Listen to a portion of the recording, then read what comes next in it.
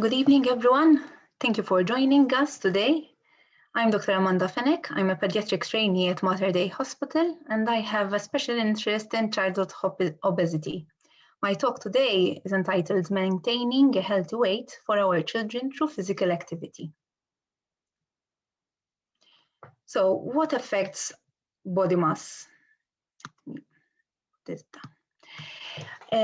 Although the genetic makeup of each individual has a role in determining body mass, it is mostly affected through the following behaviors: the intake of food and drink, whether we opt for healthy eating and water rather than fast food and soft drinks, the amount of inactive time spent sitting down, this is also known as sedentary behavior, the duration of sleep, since lack of sleep is strongly associated with obesity, and physical activity, which is going to be today's topic.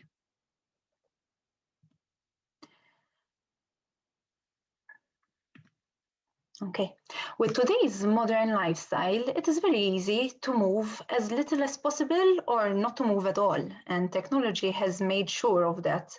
We go almost everywhere by car. We try to find parking close by, and we choose to use escalators and lifts. Academia already forces our children to remain sitting down while studying and doing homework.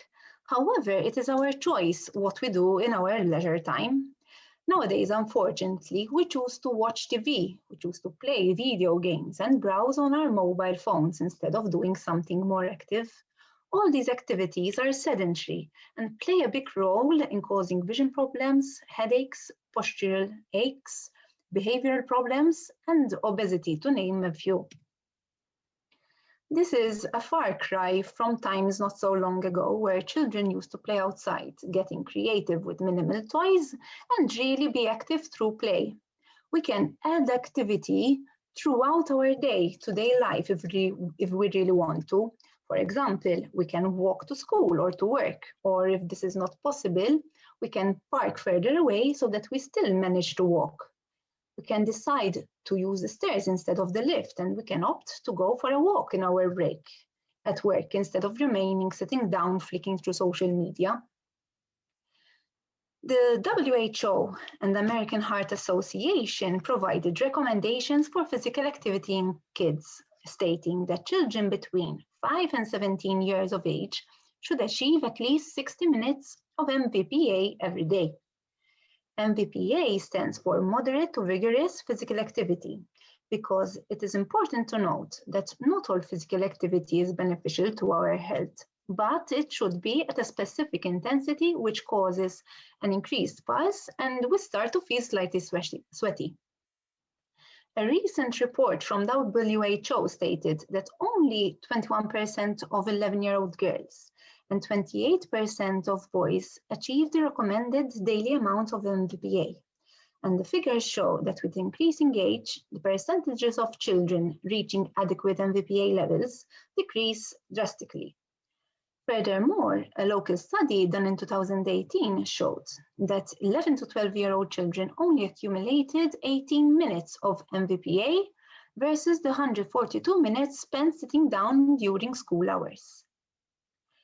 These are some examples of different intensity activities. For example, bike riding or hiking are examples of moderate intensity activities. Jumping rope and running are examples of more intense activities. That's why they are listed as vigorous. And with regards to muscle strengthening and bone strengthening, push-ups, sit-ups, children can easily do them above 5 years of age. However, for example, we can also promote muscle strengthening and bone strengthening by allowing children to use the monkey bars and, for example, or let them climb the slide in reverse order. Those are all activities that use their muscles and strengthen the muscles and bones. Everyone makes a fuss on physical activity, but do you really appreciate its benefits? It prevents accumulation of excess body weight, and that is the best strategy to manage obesity because prevention is better than cure. It reduces chronic illnesses such as heart attacks, strokes, diabetes, even in children. but also asthma and tummy pains. Physical activity is strongly related with decreased cancer rates and early mortality. It has psychological benefits with better body image and less anxiety and depression. Most importantly, in our culture, where we push our children to do better in academia, physical activity promotes better cognition and because it increases blood flow to the brain. Therefore, academia and schoolwork should not take time from physical activity. Sports should be seen as a positive influence on better cognitive function and holistic health. Let's say, for example, physical activity for babies. So keeping this in mind, we as parents or guardians need to make sure that we provide enough opportunities for our children to move. For example, for babies specifically, tummy time is positively linked with reaching developmental milestones earlier. We can use the interactive floor-based activities, doing movements such as reaching and grasping or rolling over. WHO's guidance indicates that babies should be physically active several times a day, every day. And babies who are not yet mobile should have at least 30 minutes a day of tummy time spread throughout the day while awake. Now, if you notice that your baby is not enjoying tummy time, it is fine. The 30 minutes can be made up of short bouts of 1 to 2 minutes at a time, and you can build it up as your baby grows more accustomed to it. So physical activity for 1 to 4-year-olds. So children should ideally spend a minimum of 3 hours a day spread throughout the day in a variety of physical activities at any intensity. For example, dancing, crawling, jumping. Most evidence suggests that one of the biggest influences on the physical activity levels of under 5-year-olds is their parent or their carer. So they mimic everything. All the good things you do, and even the bad things. So you should see yourself as a role model. Try to plan certain times of the day for activities. For example, leave the dancing after the nap because the children there would be full of energy and will use the exercise and dancing to the fullest. And try to stick to a routine. And you don't have to invent new activities all the time. Small children really like repetition. And then physical activity for older children. You can play traditional playground games at home, such as hide and seek, catch or skipping, dancing to music. You can organize a dance party and get creative at home by using toilet paper rolls, small balls, anything. Check for age-appropriate web-based activity programs such as the Body Coach and Little Sports. These can be found on YouTube. And there are also Cosmic Kids, and the Yoga Crow has a range of positive benefits for young people, and everyone can do it at home. These can easily be seen on YouTube, and usually the space required to carry these exercises out is very small. So it can be done in every home. Other day-to-day things that everyone could do is, as I said before, you can walk to school, even bicycle or scooter, use the stairs, park further away so that you and your children walk more, go for walks as a whole family, as I said, influence positive behavior as a whole family. Use playgrounds and parks, ideally every day, and be a role model to your children. Because, as I said, they mimic everything that they see. Nowadays, there are pedometers and activity trackers that help motivate children to move more. So you can use them by setting a target your children need to achieve through play. Unfortunately, resistance to physical activity or breaking from their gadgets is very commonly faced by parents. You must select achievable but challenging activities appropriate for your child and use constructive criticism on self-improvement and effort. For example, tell them, it showed that you practiced, well done, you got really better at it, keep on trying. Never denigrate or compare your child with others, especially with siblings. Not everyone is the same. encourage your child to set achievable goals and keep track of his or her progress. And this shows them that you care, that they are moving, that you care, that they are reaching new targets. That way, you will motivate them to improve their own record. Recommendations for daily steps for children between 6 and 12 years of age are 12,000 steps for girls and 15,000 steps for boys.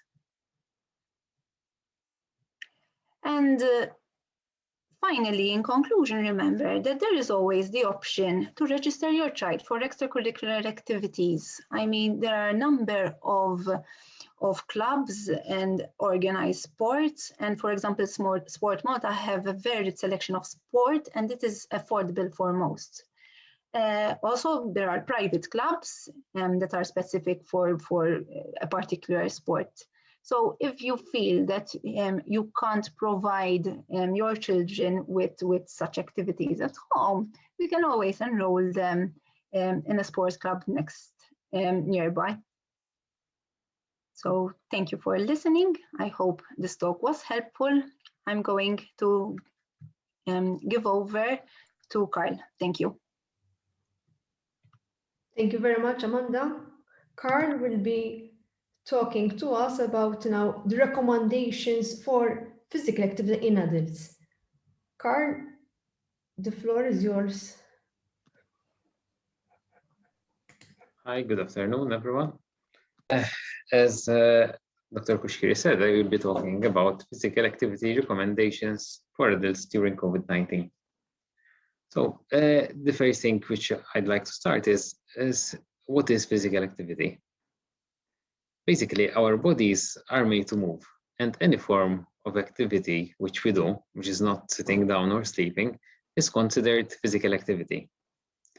During the day, unless we are sitting down or sleeping, our body moves, and depending on the intensity and on the amount of effort that we are doing, we will be doing different intensities of physical activity. So when we are talking about physical activity, we are talking about any form of movement that our body will be doing throughout the day. There are certain intensities which are more beneficial than others. However, any form of activity is better than sitting down. So it is better to do minimal activity rather than doing no activity at all and spending most of the day being sedentary. So why all this importance on physical activity?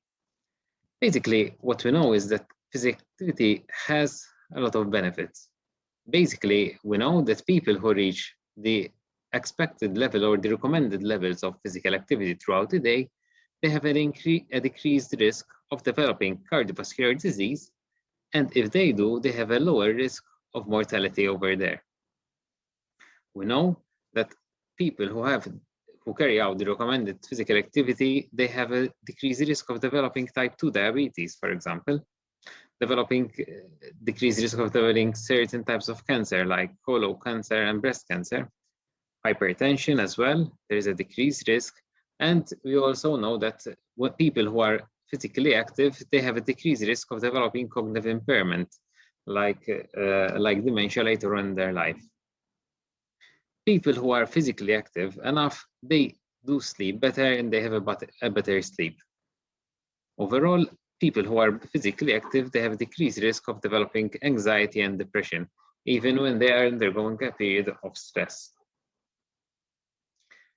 Now, if every form of activity is physical activity, so what type of activity do I need to do? How much time do I need to do? So the first thing is that the recommended guidelines is that a person should do about 150 to 300 minutes of moderate intensity physical activity during the week, or 75 minutes to 150 minutes of physical activity, vigorous activity during the week. Ideally, when one is aiming to reach these physical activity levels, they need to be in bouts of 10 minutes. So ideally, if I'm doing a moderate intensity type of activity, it needs to be in about of 10 minutes, because this is shown to have a beneficial effect. Any other activity which I do, which might be at a lower intensity, then that could be in bouts of a lesser amount. One of the most important things is that as much as possible, we try to limit the amount of time we spend being sedentary, meaning time spent sitting down. It is very important that as much as possible, we try and limit this amount of time in being sitting down, because it's associated to a lot of health problems. Ideally, people should also, even people who reach these recommended physical activity levels, they should spread them out during the week and during the day as much as possible.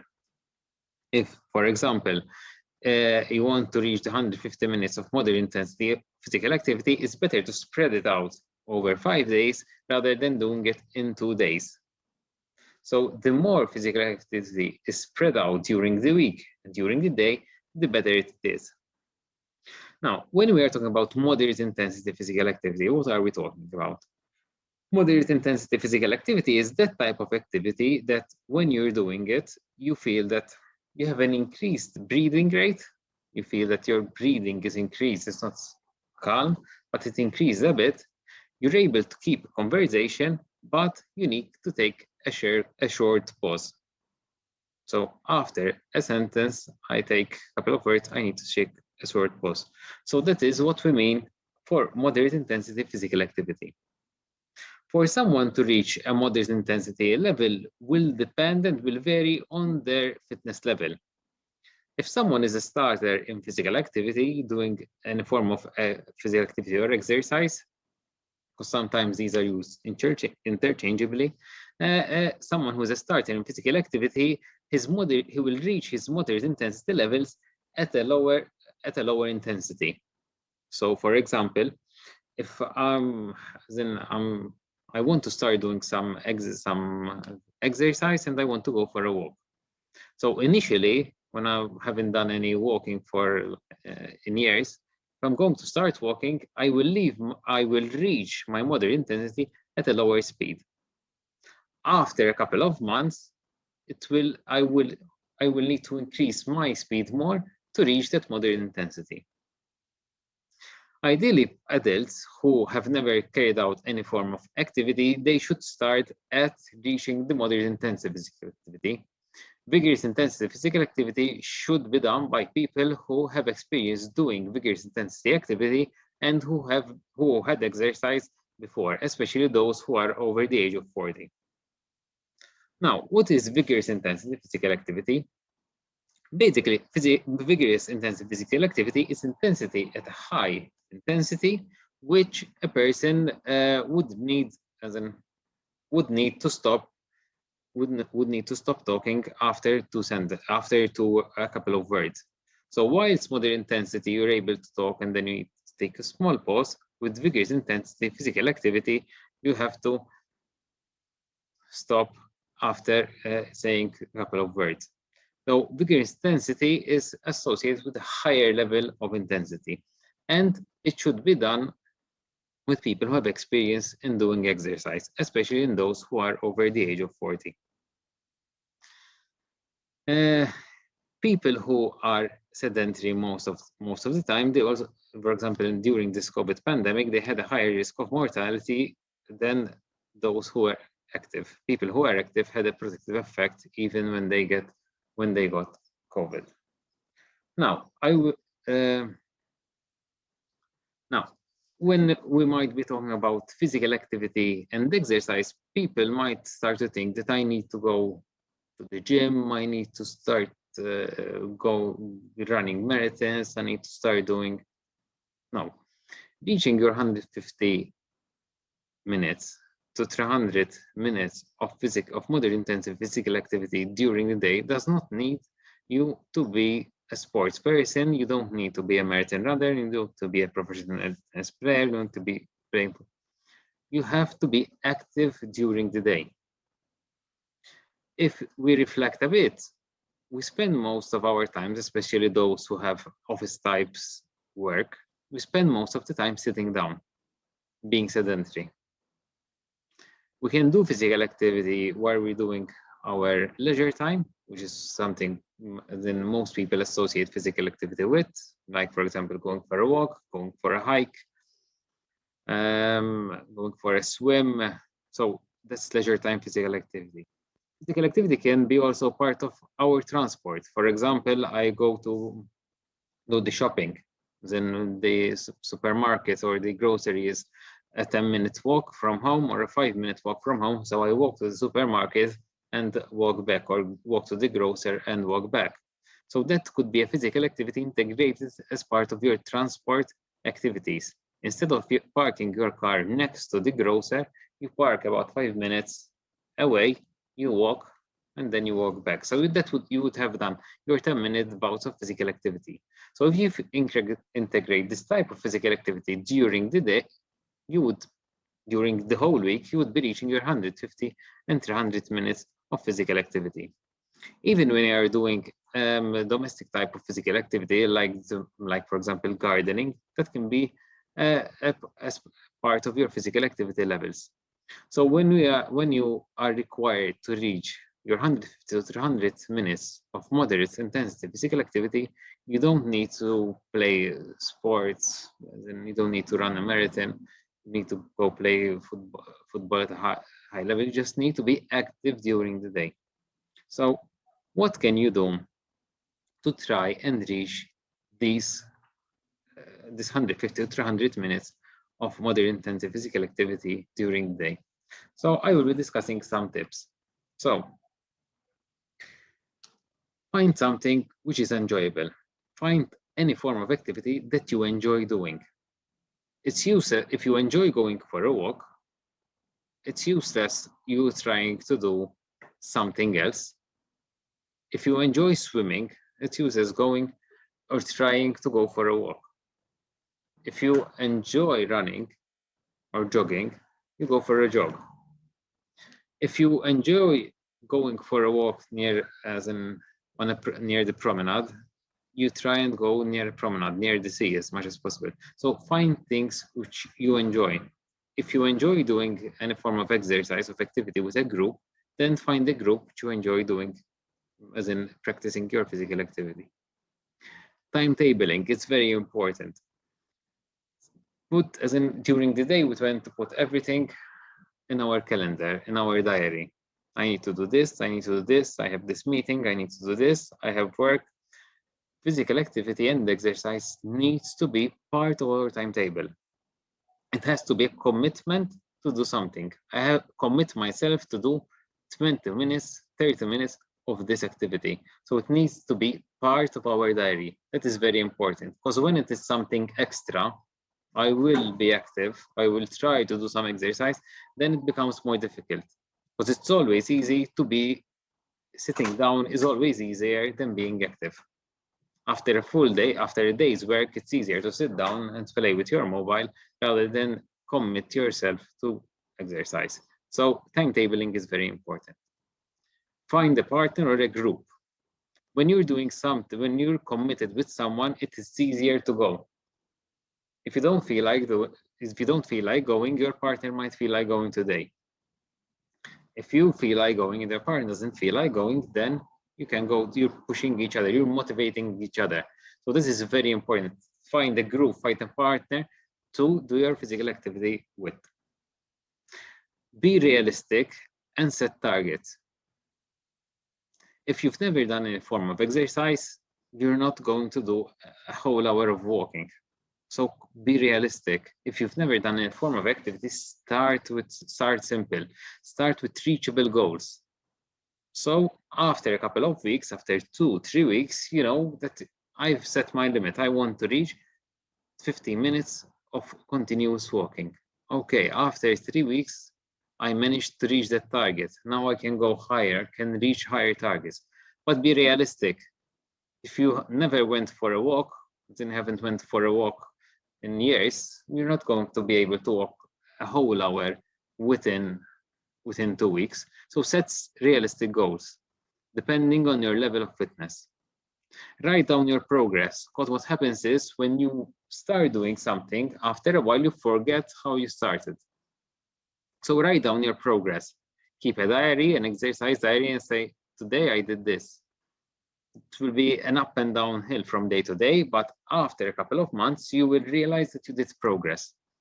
Praise yourself for doing that progress. It's very important that you say, listen, I started from at 5 minutes, 10 minutes continuous walk, and now I'm able to do 20 minutes after 2 months. So that is progress. So it's very important that you write down your progress. Wear comfortable clothing. Don't try and do any form of physical activity without the appropriate clothing. If you're going for a swim, you need your swimwear. If you're doing trekking, if you're going for a hike, you need a comfortable pair of shoes and you need comfortable clothing. If you're going for a walk, you need appropriate slippers to go for a walk. You don't need your indoor slippers to go for a walk. So wear comfortable clothing. And the last thing, inspire yourself. Find something which inspires you. If you, for example, if you enjoy the sea and you find that calming and inspiring, then go near the sea, inspire yourself. If you like to listen to music when you're doing any form of activity, listen to music. So when you are doing that physical activity, you enjoy it and you inspire yourself to keep on doing it. There will be days when you don't feel like, and then you won't reach your target, but that's okay, that's acceptable. Stop and restart and continue. One of my favorite quotes about exercise: if exercise could be packaged in a pill, it would be the single most widely prescribed and beneficial medicine in the nation. So exercise and physical activity is very, very important for anyone and everyone at every age. So when you are reaching these recommended physical activity levels, you are assisting yourself to keep yourself healthy. Thank you. Thank you very much, Karl. Our next and final speaker is Dr. Antonella Grima, who will be talking about healthy snacking. So today I will be talking about snacking healthy on the go.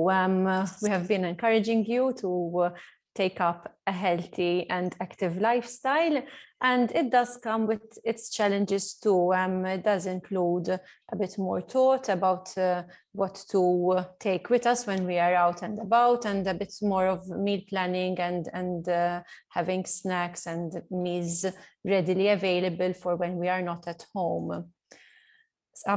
A quick introduction about me: I'm a medical doctor and a public health specialist, and I have been working in the field of nutrition for the past few years. I'm a registered nutritionist. I always like to present this slide because it really depicts our relationship with food. We are what we eat. Food becomes our body, it becomes us, and we can either prevent disease through what we eat, and we can also bring about diseases by eating inappropriate food. So it's good to have a holistic approach when we are more active, to also make sure that we're eating in a way that will nourish our physical activity, help us bring about strength as well and endurance, and at the same time enjoying our food as well.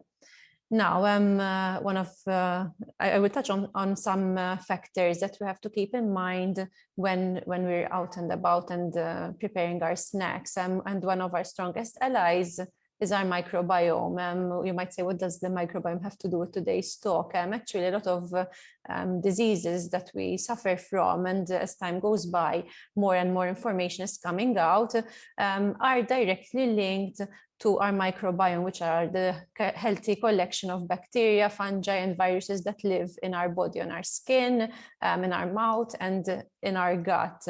And we can influence our microbiome through what we are eating, and having a healthy microbiome will indeed reward us by having good health and preventing a lot of health problems down the line. So when we are planning our snacks, it's good to keep in mind things that help to feed our microbiome. And these are prebiotics, which are food that our healthy bacteria live on. Some things might not sound so practical, but for example, if we're having a sandwich and we include some onions in it or some dandelion greens, for example, it's a way of increasing the prebiotics and the nourishment in that meal that we're having. Same with fruit, for example, if we're carrying around bananas or apples with us, it's another way of making sure that we are feeding our healthy bacteria and keeping them healthy as well. We can also nourish our microbiome by actually giving it the healthy bacteria, and things like yogurt, kefir, for example, some fermented cheeses. These are all things that we can take around with us during our day and have them as a healthy snack as well. We can also include, for example, pickled vegetables like sauerkraut in our salads or in our sandwiches, for example, and making sure that we are improving our healthy gut bacteria through our snacks as well. We can also help feed our healthy bacteria through increasing fiber in our meals. And maybe if we do not have so much fiber during our main meals, we might look for fiber-rich snacks like whole grain crackers, for example, having a couple of fruit handy with us for when we are feeling up to a snack. And there are things like polyphenols, for example, that we can enjoy in moderation, things like, for example, dark chocolate, or having extra virgin olive oil with our meals and our snacks, a bit of green tea as well, maybe having it handy with us when we are out, and having, apart from water, some green tea, or maybe some recipes that include green tea in it as well, to help nourish our microbiome as well. Apart from our microbiome, it's good to supply our body with the good anti-inflammatory properties and a lot of vitamins that are found in fruit and vegetables. Fruit and vegetables are a very important source of fiber. They have the phytochemicals, which are the disease-fighting chemicals that are found in the fruit and vegetables that we eat, and they help to reduce oxidation, they help to reduce inflammation, and they help to reduce our risks of getting sick with viruses and bacteria as well. So it's good to find an opportunity at our snack times to have more fruit and even vegetables readily available, so we can snack on them while we're out and about, rather than going for maybe something that's a bit more ready-made and processed.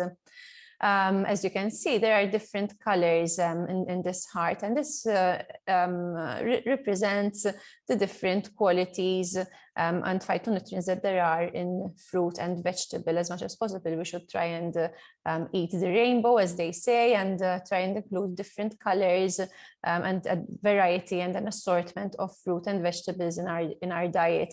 By having a wider variety and more of a balance with the colors, we both help to have a broader spectrum of phytonutrients, and we also help to strengthen the diversity of our gut bacteria as well through our diet. And we also help to prevent a lot of diseases.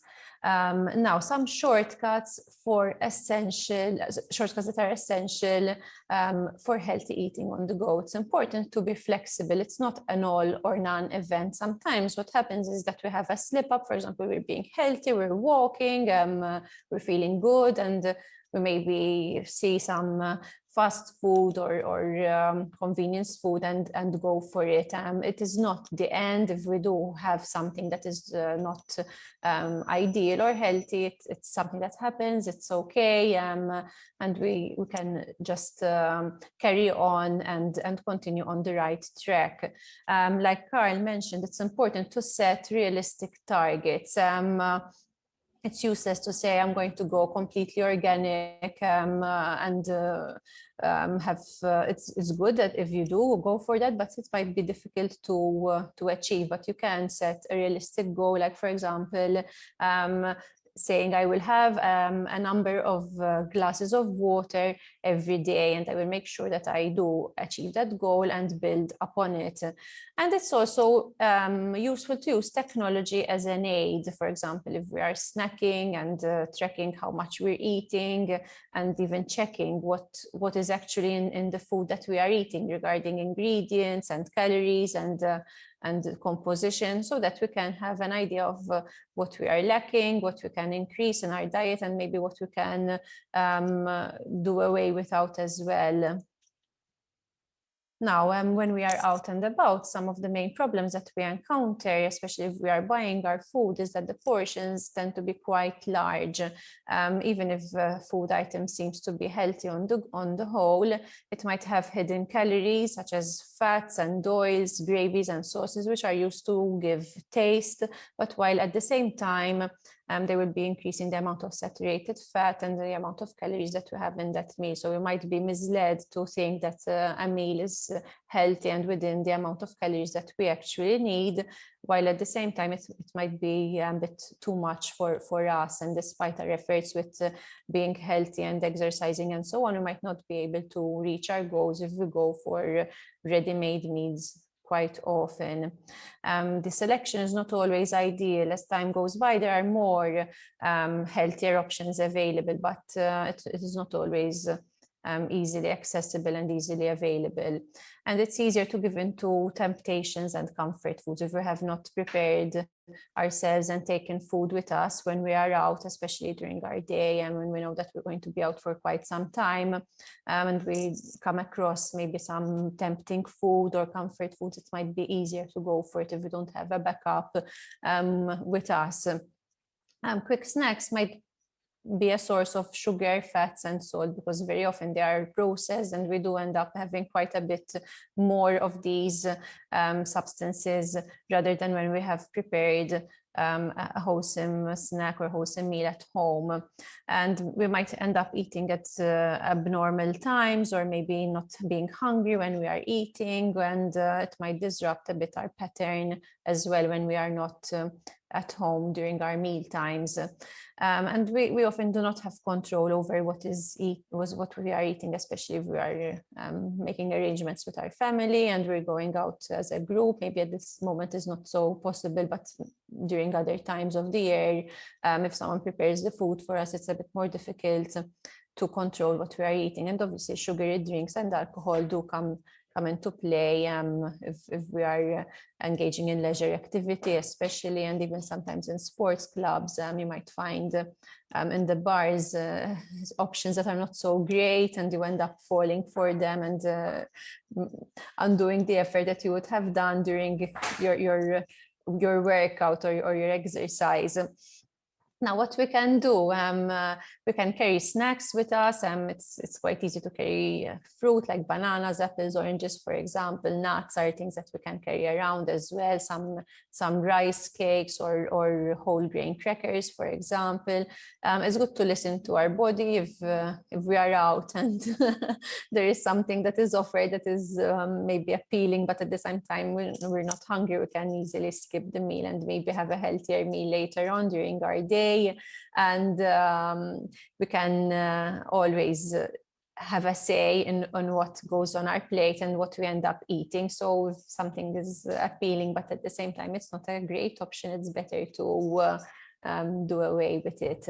It's important also to drink only water as much as you can, and even limit energy drinks and alcohol, because energy drinks do have, unless they are indicated during a particular sport where you are actively sweating and you need rehydration, they might not be indicated, and water is usually enough. Now, these are some ideas for snacks while we are out and about. I have covered a few of them already. we can easily carry fruit with us. We can carry fruit in a bowl, for example, have an assortment of fruit, and we can eat them later on when we are feeling hungry, rather than buying food from the next takeaway joint. Nuts are very handy as well. We can carry about a handful with us, or maybe a couple, and they are very filling. They have a lot of fiber and omega-3 oils, they make up a very practical and handy snack to carry around with us. Ideally, we would go for unsalted nuts to reduce the amount of sodium in our diet.